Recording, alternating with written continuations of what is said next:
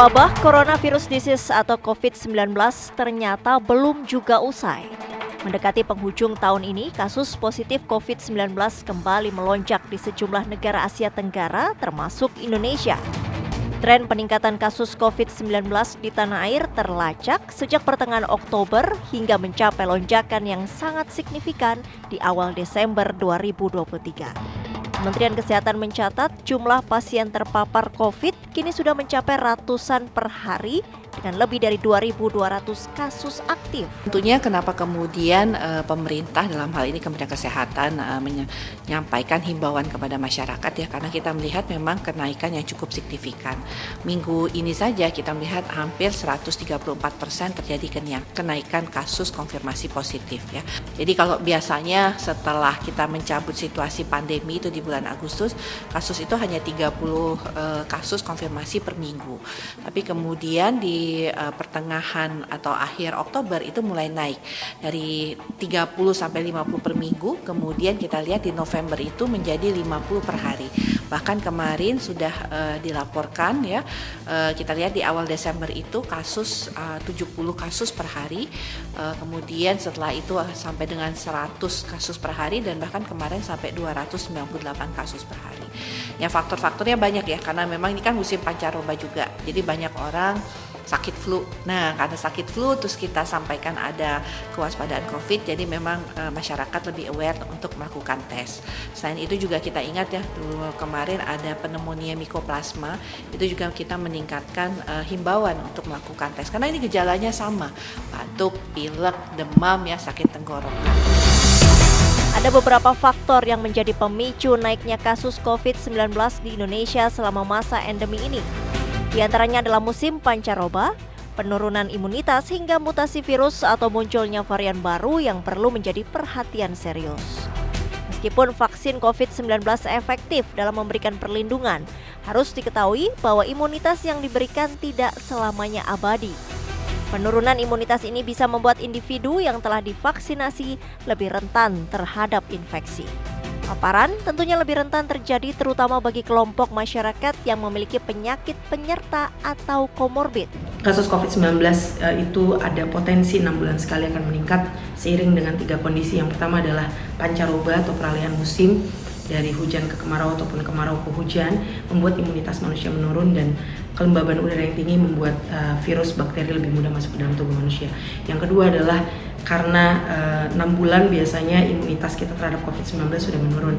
Dan yang ketiga adalah karena adanya varian baru, tetapi varian baru ini seharusnya memang membuat virus itu akan lebih mudah menular, tetapi tidak lebih parah, artinya tidak menyebabkan keparahan. Nah, oleh karena itu jika masih ada COVID-19 yang meninggal, itu berarti memiliki komorbid yang berat yang tentunya harus kita sama-sama lindungi dengan vaksinasi. Dan jadi fokus kita saat ini adalah melindungi kelompok komorbid dan juga kelompok rentan.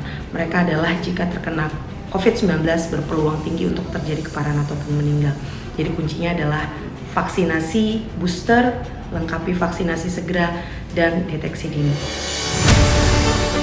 Kenaikan kasus COVID-19 kali ini masih didominasi oleh subvarian Omicron yang juga menjadi penyebab gelombang infeksi COVID-19 di Eropa dan Amerika Serikat. Selain varian Omicron, Indonesia juga sudah mendeteksi adanya subvarian EG2 dan EG5. Batuk, flu, demam, sakit tenggorokan, dan kelelahan adalah beberapa gejala pasien yang terinfeksi varian ini. Kita sudah belajar ya bahwa sebenarnya kenaikan kasus itu selalu disebabkan adanya subvarian baru.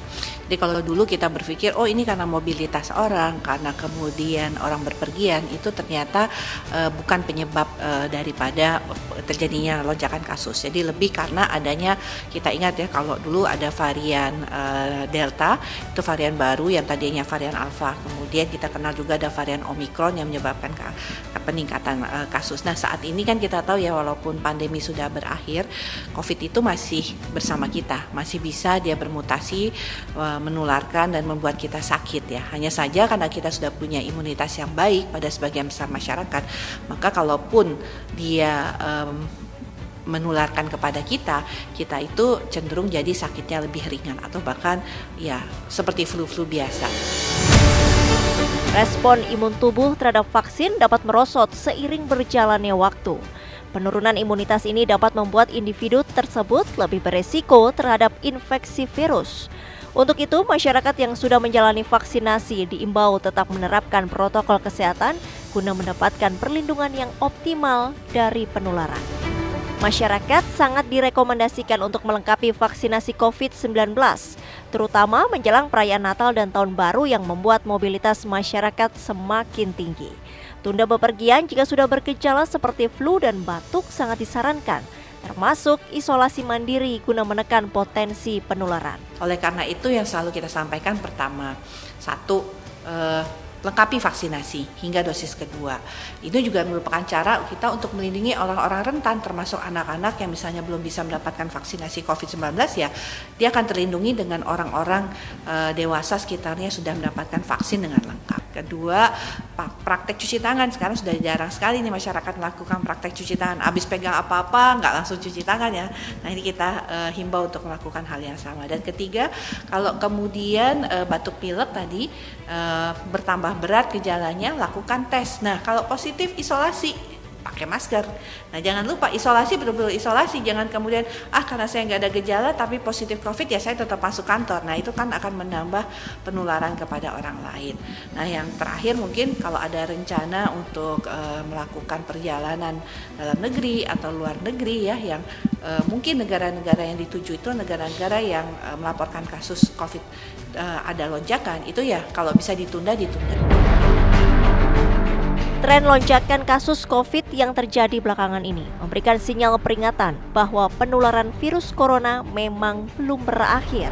Masyarakat diimbau tetap waspada, namun tidak perlu panik mengingat indikator yang ada saat ini tidak separah saat pandemi melanda. Meskipun ada kenaikan, namun kasus ini masih jauh lebih rendah dibandingkan saat pandemi yang mencapai 50.000 sampai 400.000 kasus per pekan.